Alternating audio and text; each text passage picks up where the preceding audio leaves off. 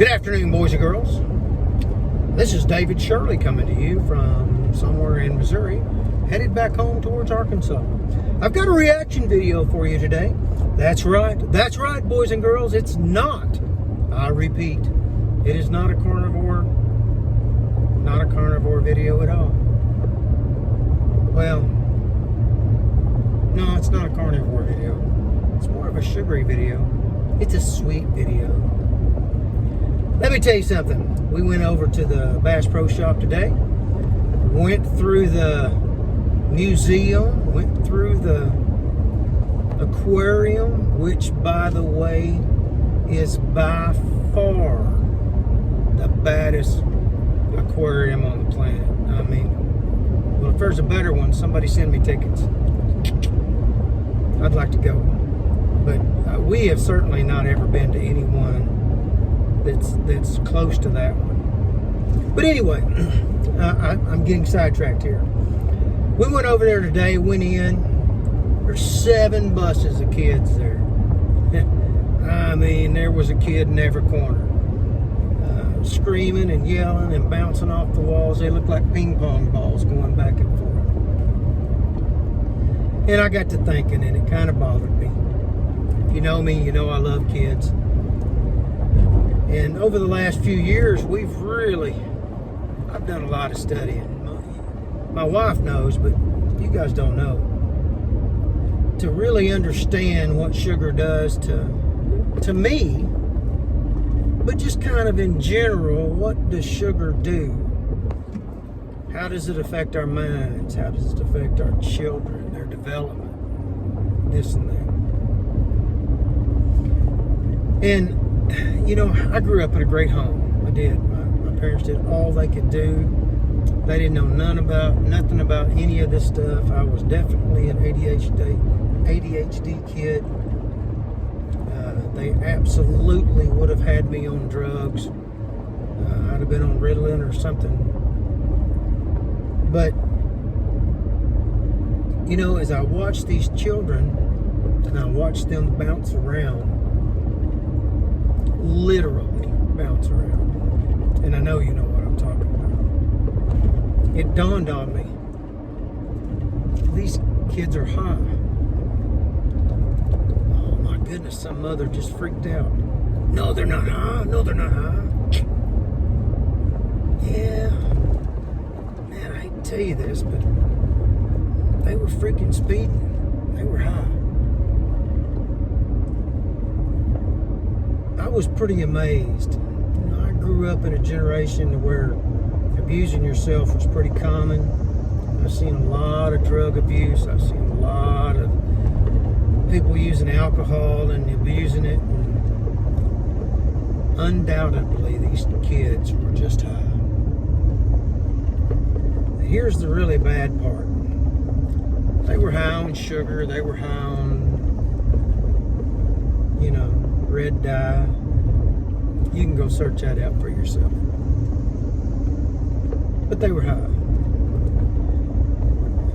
I want to bring something to light that maybe you as a parent hadn't thought about. Those kids were high because their parents got them high. That wasn't a teacher. That wasn't a school bus driver. That was you. See, this is what happens. Those kids get up early in the morning. They're getting ready for school. You fix them a bowl of cereal. Maybe you're one of the healthy moms and you feed them some oatmeal. Oh, don't get me started. Maybe you give them a Pop-Tart because you're running behind, because you slept late. You was up late doing whatever it is you do. You was just too tired to get up and feed them a real breakfast. Well, I've made a lot of mistakes in my life.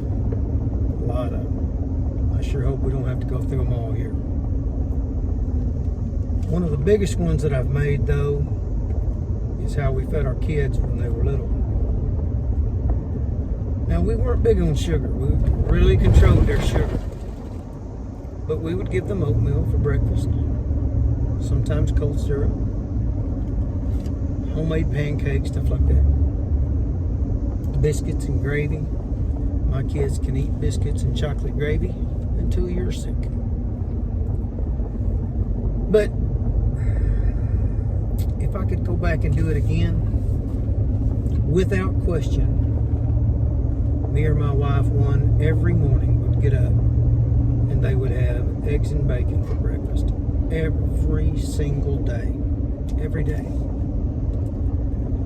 The research out there and what it tells us about the high-fat breakfasts like that raise the LDL as these children are developing, and what it does for their cognizant abilities, for their IQs, for their IQ levels.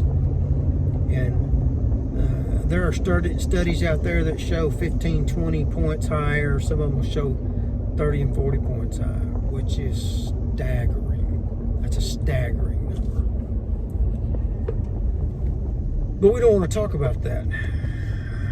Not only does it mean we have to do more, but it means we don't have nobody to blame anything on. But ladies and gentlemen, it's us. Right now, in the United States of America, we have a 40% obesity rate with our children. And don't hold me to this, but I think the number is 70% overweight. So that means that 3 children in 10 are at a healthy weight. I just can't even, it's hard for me to even grasp all of that. You know, I graduated in 1987. And I can tell you, we had a couple of heavy kids in our class. But just a couple. And now, when you look at a graduating class of first or second, third, whatever grade, it's incredible how big these kids are. And guys, it's us. It's not them. They did not stop at McDonald's and get their own breakfast.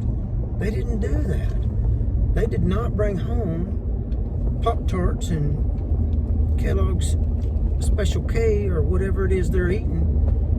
They did not bring that home. You did. You did that.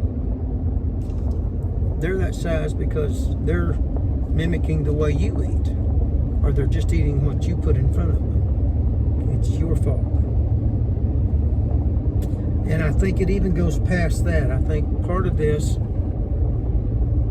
is because we won't talk about it. Nobody will say, hey, it's your fault, and I'm telling you it's your fault so that it can be fixed, so that it's not your fault. And that's really what I'm trying to do here. I'm not trying to hurt nobody's feelings or piss nobody off. I wish somebody just slapped me in the face and said, this is what you're doing, this is how you fix it. So if there was a slap in the face, and here's how you fix it. You get up every morning and you feed your kids bacon and eggs. And if you disagree with me, I don't care. It doesn't matter to me. Get on here and prove it wrong. I'm telling you, if you honestly look at the facts, if you honestly look at the research, you're going to come back to the same conclusion. Bacon and eggs. It's about the perfect breakfast.